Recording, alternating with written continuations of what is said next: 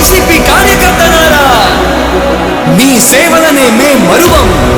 మీ అందరికీ మా వందనం. రాణి భగ భగ చావే ఎదురుగా అయినా అదరని ధైర్యంలా, లక్ష్యం మరువక పంతం విడువక యుద్ధం గెలిచెను సైన్యంలా. కార్యకర్తల త్యాగాలే మన గెలుపుకి మార్గాలే. ఏమిచ్చిన నీ